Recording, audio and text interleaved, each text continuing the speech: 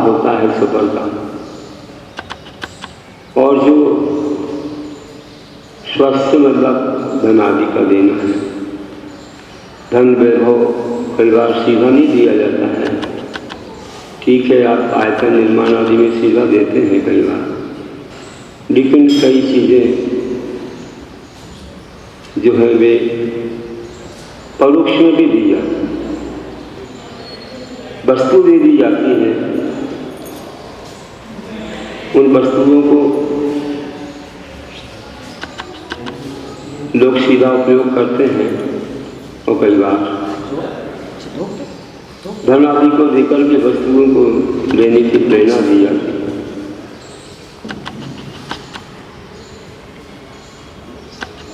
और कई बार तो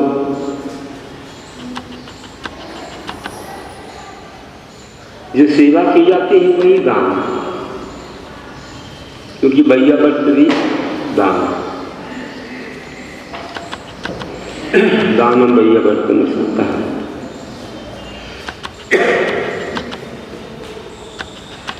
और ये दान है, ये दान अगर सही विधि आदि से दिया गया तो बहुत फलदायी है।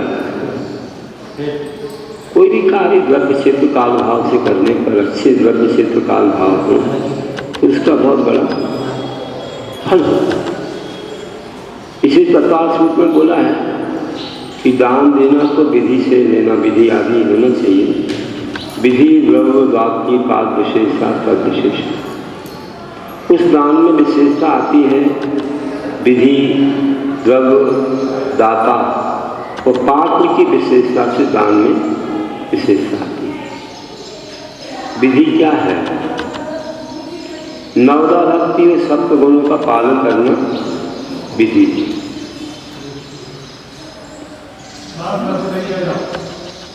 वहीं से कर लो, देर से आते ना, पीछे से कर लिया।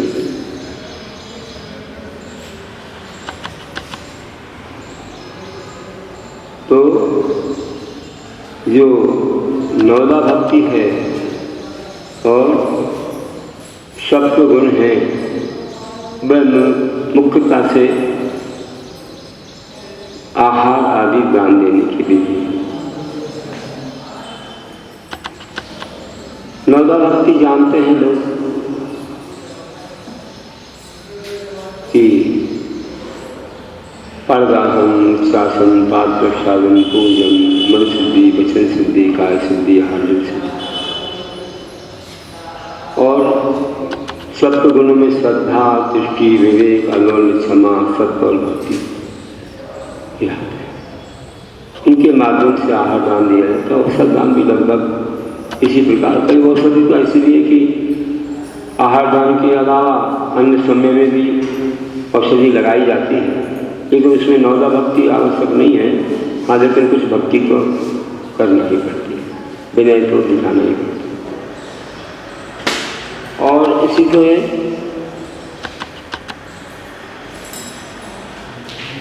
जो 7 गुण हैं, वे भी आहार के समय को पूरे करना ही होते हैं, उनका पालन करना होता है, आगे रहना उनका आवश्यक है।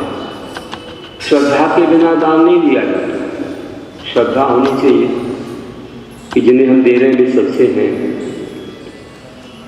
देवशास्त्र गुरु, सच्चे देवशास्त्र गुरु हैं बीतरागी। और संतुष्टि होना चाहिए कि जितना भी हमें मिल गया देने को, चलो उसी में संतोष है। विवेक होना चाहिए कि कैसा दान कितनी शुद्धि से दिया जाता है, उसकी मर्यादा, उसका काल आदि सब कुछ जानना चाहिए।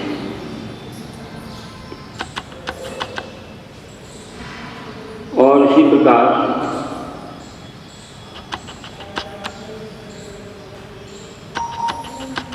अलोलता के साथ बचाने की इच्छा न रखते हुए अगर अपनी शक्ति है तो जो अपन ने सामने लाया है अच्छे से अच्छे हमारा ये दान लग जाए और सामने वाले को अच्छा धर्म का लाभ और दीजिए आदि भावनाओं के साथ।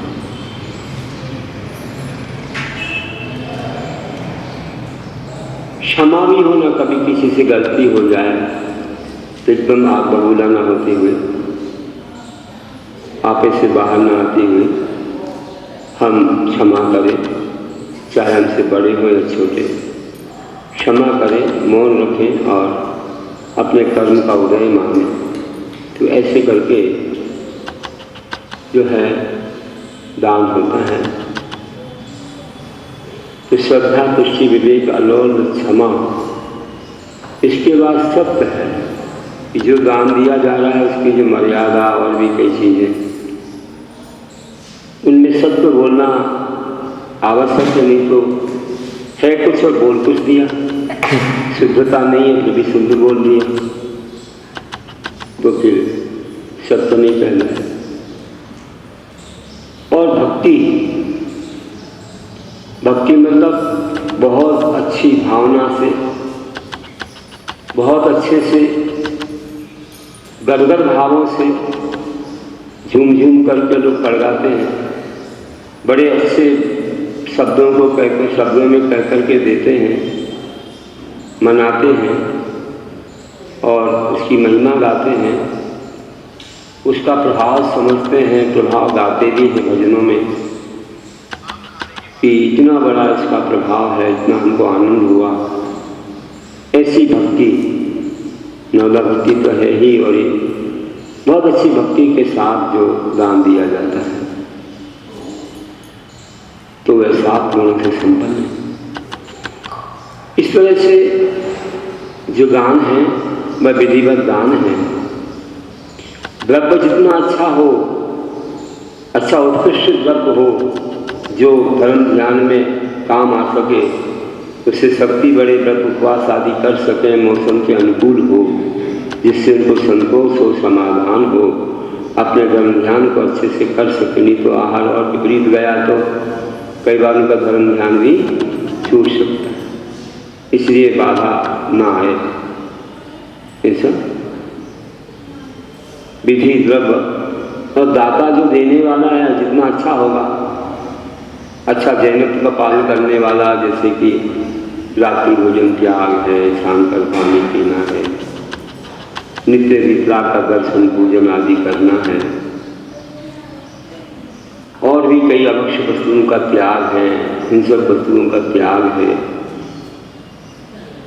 निर्माण आदि का त्याग है, मिथ्यात्व का त्याग है, तो वह बहुत अच्छा जीवन शांति सुख में बनाते हुए सबसे जरूरत का पालन करना है।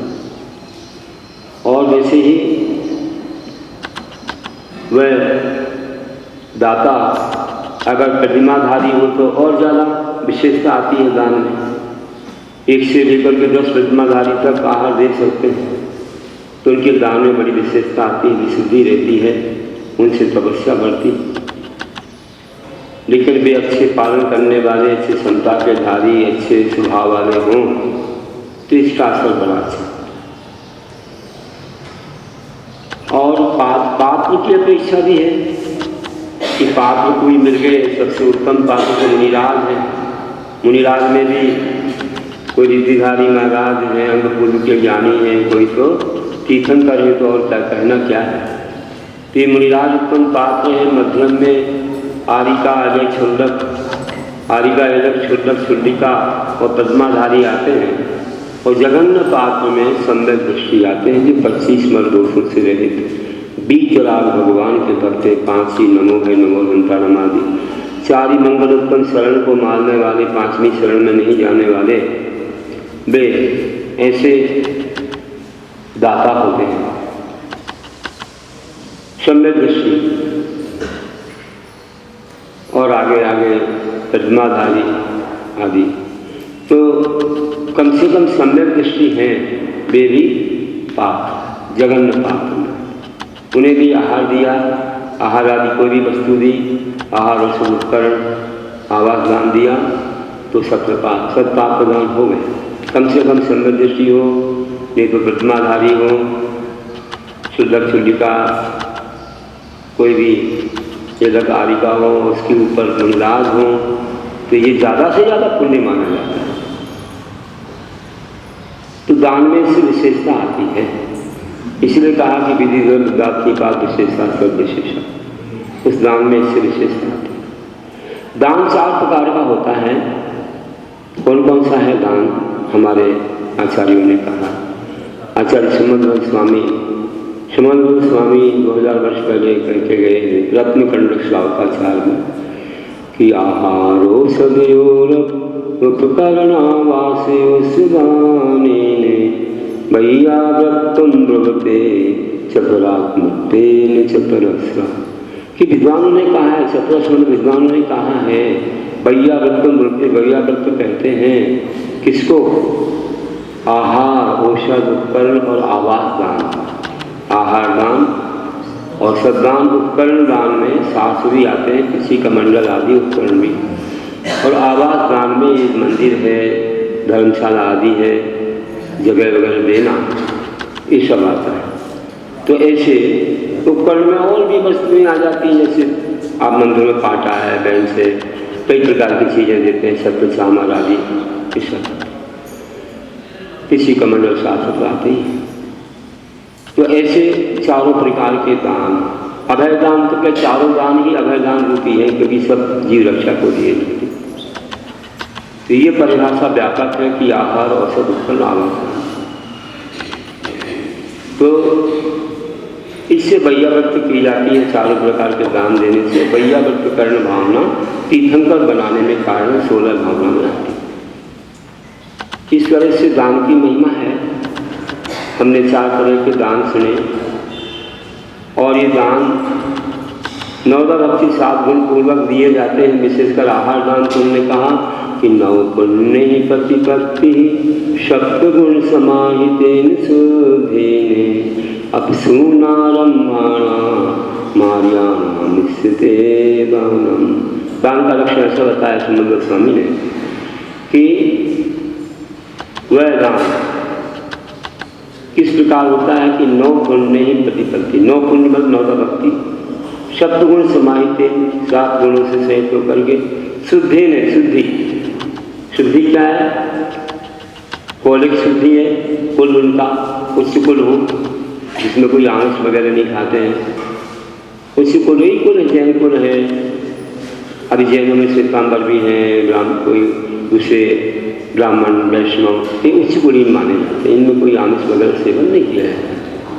ये तो जिनमें बचपन से ये सब किया गया हो, उनकी परंपरा में तो कुल शुद्धि नहीं मानी जाती, पिंड शुद्धि नहीं होती, तो लोग उससे आहार वगैरह देते नहीं। ना उनमें लोग अपनी बच्चियाँ देते हैं और कन्याएँ भी ना देते हैं। बस जो अपने उच्च कुलीन हैं उनमें ही रखते हैं व्यवहार को भी।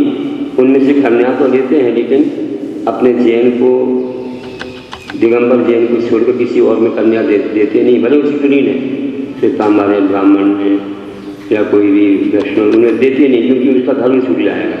कोई सम्यक दर्शन का पालन वहाँ हो नहीं पाएगा, सच्चे देव शास्त्र गुरु वहाँ नहीं मिलेंगे। वहाँ की कन्या आ गई तो उसी कुल पर है उनका ब्राह्मण आदि का, वहाँ से यहाँ आई तो जैन बन जाएगी, तो उसे पालन हो जाएगा। लेकिन हमारी कन्या वहाँ भी तो पालन कैसे होगा? तो दिक्कत होगी, इसे देते नहीं। इस तरह से आहार भी लेना हो तो पूरा उनको जैन बनाना पड़ता है। अब जैसे जिसके नियम है, संघों के अपने अपने नियम है, तो कुल उत्तम कुल हो, कुल शुद्धि है, शारीरिक शुद्धि, निरोगता, स्नान करके अच्छे शुद्ध कपड़े पहने और आचार विचार शुद्धि में सत्प्रदर्शन त्यागी, जुआ चोरी शिकार मांस शराब पर शिशु वेश्यागमन त्यागी, रात्रि भक्ति त्यागी, अंशनागन त्याग, और जिन भगवान का दर्शन करने का नियम हो, कम से कम इतना तो होना ही चाहिए। मुनियों को मानते हो आदि, इन सब वस्तुओं का त्याग हो, निर्माण त्याग हो आदि सब नियम होते हैं। मिथ्या त्यागी हो तो और अच्छा है। इस तरह से ये आचार शुद्धि है।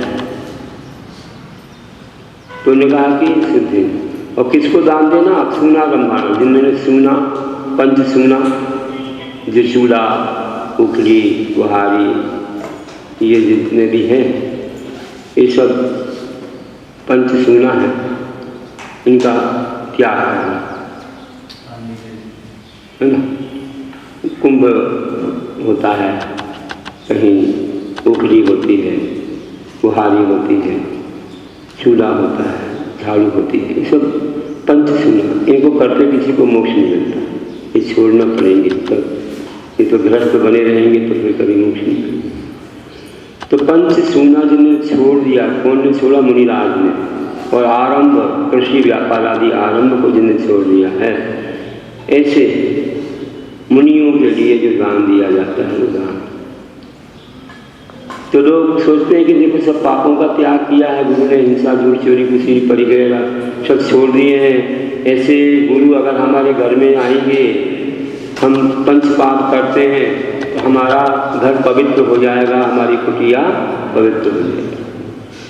और ऐसा सोचने वाले मात्र नगर में नहीं, जंगल में भी क्यों ना हो तो भी अपने 16 वाले ध्यान रखना, पीछे 16 वाले बैठे हैं, चौके वाले ध्यान रखना, छूने ही जाना।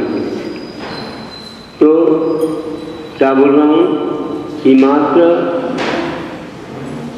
नगर में ही नहीं, जंगल में जाके भी अपने कर्तव्य को नहीं भूलते हैं। कई तो कहते कर्तव्य में धर्म, कर्तव्य हमारा धर्म। और देखो एक ऐसा अवसर आया कि जिनको कभी जिनने सोचा भी नहीं था कि हमारा धर्म बाधित होगा। हम तो महलों में रहकर के भी धर्म करते हैं और जंगल में हो तो भी करते हैं, कभी भूलते ही नहीं है। यात्रा पर जाएं तो भी हो या कहीं जैसे भी हो, हमें तो भगवान का दर्शन, पूजन, गुरु की भक्ति हमेशा बहुत भाती है।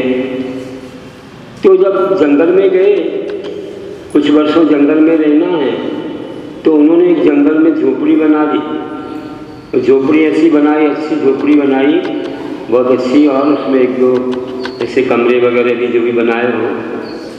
और रोज आहार जब बनता तो प्रतीक्षा करते कि कोई गुरु आ जाए तो उनका आहार हो, क्योंकि मुनि को भोजन दे फिर निधि करे ही आहार है, ऐसा लिखा है शास्त्र। पहले गुरु को आहार दे के फिर आहार कर। आहार वेला टाल तो दे, कम से कम नहीं आए गुरु को, तो द्वारापेक्षण करने लगे। देखते हैं कलश लिए, कभी नारियल, कभी कुछ फल लिए, प्रतीक्षा कर रहे हैं और गुरु नहीं आए तो फिर आहार वेला टाल के सबसे निरंतरता की भावना भाके और भोजन कर लेते थे। रोज जाग दे रहे थे कि आएंगे, कभी दिखते हैं, आकाश मार्ग से निकलते हैं। ऐसा सोचते सोचते जो है दिन बीते थे। 3 ही सदस्य थे और देवर के अग्रज और भाभी, और प्रतीक्षा कर रहे थे कब आएंगे गुरु, कब आएंगे गुरु। एक दिन तो ऐसा सुकून हुआ, सुबह से ही उनको मंगल दिखा कि कोई भरी गागर लेकर जा रहा है, आज तो लगता है कि कुछ लाभ हो जाए। वो खड़े थे परगाने 9-10 बजे, आकाश मार्ग से 2 मुनिराज आ रहे थे।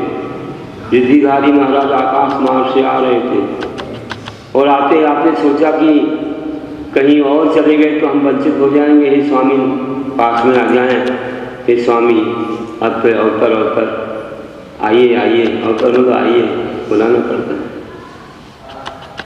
अब तो यहाँ आइए बोल रहे हैं, जब आ जाएं पास में तो तिष्ठ बोलना पड़ता है। कई लोग तो दूर से ही तो तिष्ठ बोलते हैं, यहाँ रुको, अरे बुलाओ तो पहले, अवतर तो बोलो, तो अवतर तो बोलते आपके भावों को हम लोग समझ जाते हैं। तो वहाँ पर क्या हुआ कि बुला रहे थे और आगे सोचा एक आएंगे शायद, एक कहीं और चले जाएंगे, लेकिन हमारी इच्छा कि दोनों आ जाए तो अच्छा है। लेकिन दोनों ही आ गए, जैसे सूर्य चांद पर आया, और दोनों खड़े हो गए और युगल दोनों मुनिराजों को हे स्वामी नमोस्तु करके मन शुद्धि, वचन शुद्धि, काल शुद्धि, आहार शुद्धि तिष्ठ कहा। और महाराज जी रुक गए, उनकी 3 प्रदक्षिणाएं लगाई और शुद्धि बोल करके मन गृह प्रवेश कीजिए। गृह प्रवेश कराया, उच्चासन ग्रहण कराया, पाप प्रक्षाल किया, उनकी चरणों की रज माथे पे लगाई, अष्टदल से पूजा की, फिर आहार जल दिखाया, जो त्याग था उन्हें उठवा दिया और जो लेना था आग्रह किया, हे स्वामी मन शुद्धि, वचन शुद्धि, काल शुद्धि, आहार जल शुद्धि, नमोस्तुते। बस आग्रह किया आहार ग्रहण कीजिए, पानी दिया, उन्हें हाथ शुद्ध किए, तारेश्वर किया और सिद्ध भक्ति पर के खड़े हो गए। गदगद भावों से आहार दे रहे, आहार चल रहा था, जंगल के प्राणी आ गए देखने, कई मनुष्य लोग भी देखने लगे, निरंतराय की भावना भाने बन लगे। देखने मात्र से 25% मिल जाता है पुण्य, अपन सहयोगी बन जाओ तो 50% मिल जाता है, कुछ वस्तु लेके चले जाओ तो 75% मिल जाता है, और अपना ही घर, अपना ही सामान, अपना सब कुछ हो तो स्वयं अपन दे रहे हो तो 100% मिल जाता है। इस तरह से अनुमोदना कर रहे थे। एक पक्षी आया, उसने तो उनके गंधोदक में जहाँ पैर रोए थे वहीं लोटपोट हो गया, उसके पंख स्वर्ण के समान हो गए। और आहार हो रहा था, सब और लीजिए बोलते जा रहे थे, सब आश्चर्य कर रहे थे और खूब गदगद भावों से आहार दिया। आहार जो पूरा हो गया तो खूब अच्छे से जयकार बोली, अच्छे भजन पड़े। फिर महाराज जी से आग्रह किया, महाराज जी विराजमान हुए, शिला पर बैठे, सबने उनको उपदेश सुना, उपदेश का आग्रह किया, उन्हें अनुव्रत के बाद उपदेश दिया। उन महापुरुषों ने तो ले लिया अनुव्रत वगैरह, लेकिन उस प्राणी ने भी अनुव्रत ले लिए जिसके पंख स्वर्ण के समान हो गए। विचार करिए, इतना बड़ा लाभ हुआ, धन्य हो।